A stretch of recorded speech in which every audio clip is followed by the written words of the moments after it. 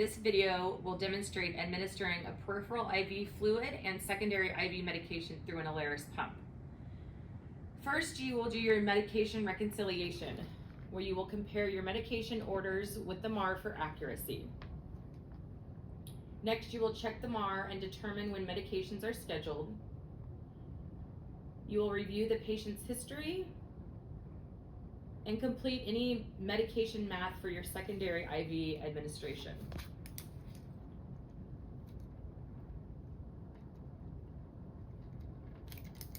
Next, you will perform hand hygiene, provide patient privacy, and introduce yourself to the patient.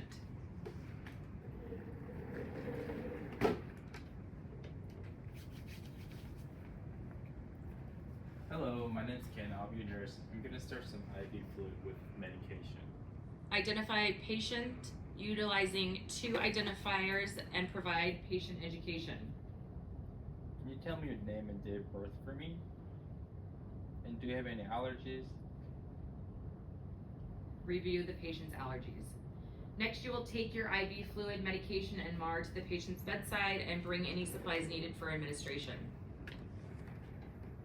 Your next step is to perform a safety check. You will scan the patient's wristband, scan the medication, and compare the medication with the MAR for the 5 rights, including patient, right drug, right dose, right route, and right time.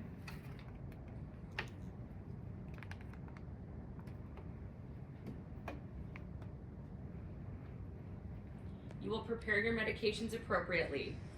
First, by removing the primary IV tubing set and close the roller clamp.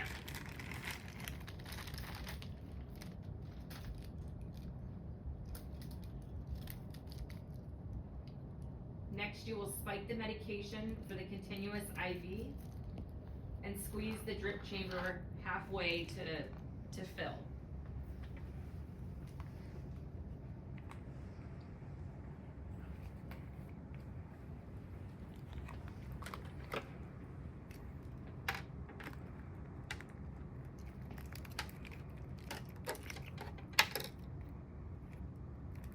You will prime your IV tubing to remove all the air and place your IV tubing correctly in the pump channel.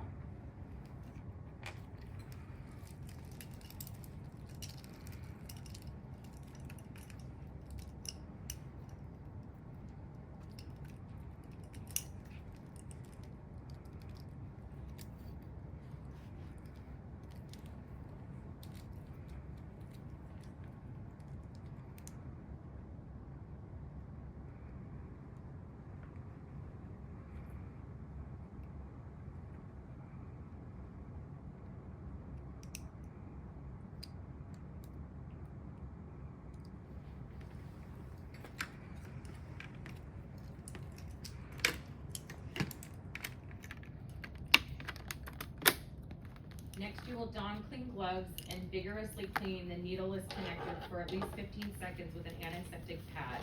Allow to dry completely.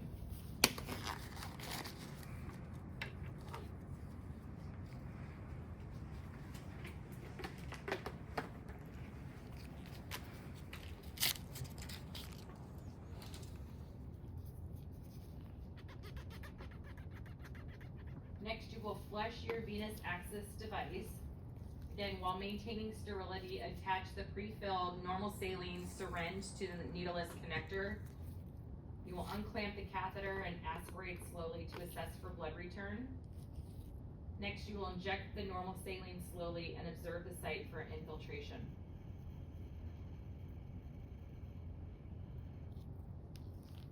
You will connect the primary IV infusion set to the venous catheter. Again, perform a vigorous scrub of the needleless connector for 15 seconds using the antiseptic pad and allow to dry completely. Remove the cap from the primary IV set and attach to the needleless connector.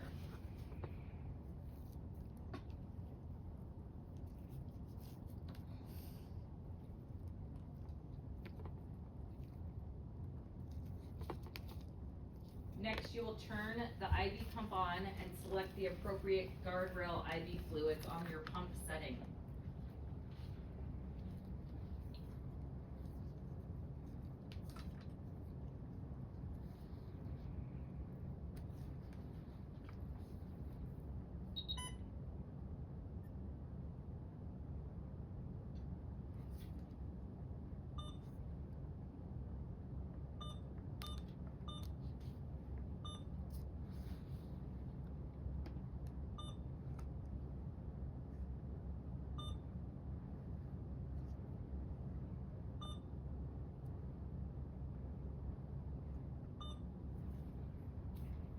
will select the correct IV fluids per the provider's order and program the IV pump as indicated per the provider's order. Confirm the IV pump display is showing the correct settings. You will open all your clamps and begin the infusion by pressing start.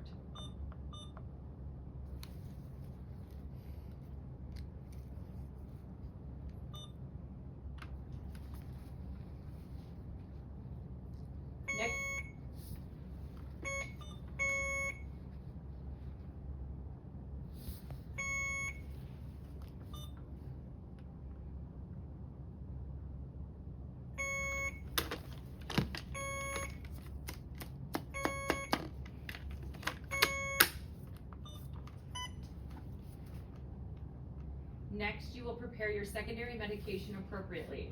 Remove the secondary tubing infusion set from the package and close the roller clamp. You will then spike the secondary medication bag.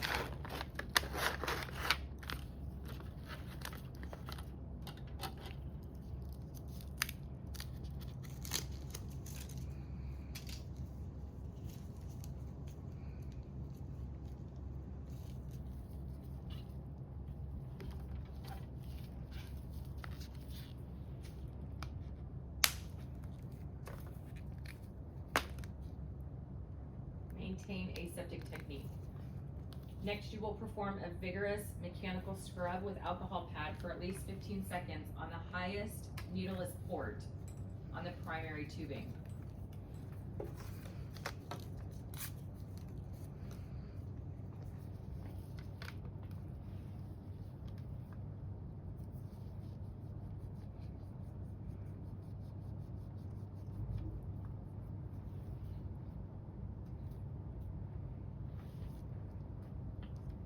Now you can attach the extension hook appropriately to the IV pole.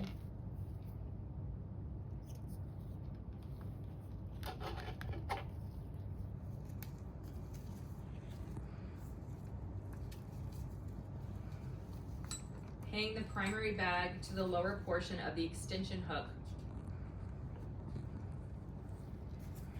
Now, as you go to prime the secondary tubing, again, while maintaining sterility, attach the secondary tubing to your primary tubing.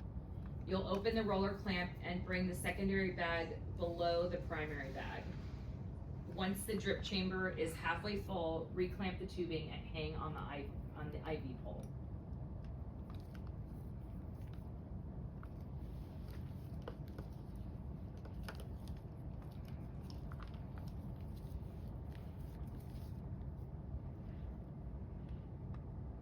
You will see the backflow, and you need to remove all the air from this line.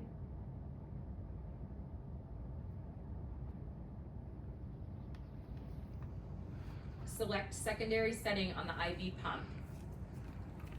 You will program the IV pump as indicated for the prescribed medication infusion.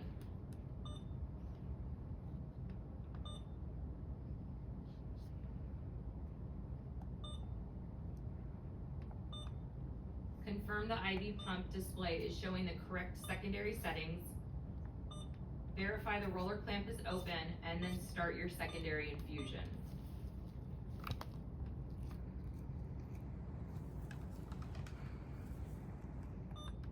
Next, you will label your IV tubing with date and time and initials.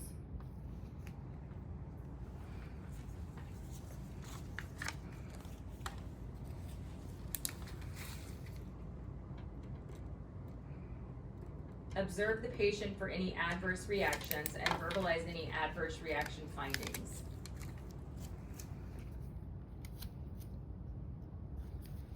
Dispose of used supplies, removing gloves, and then perform hand hygiene.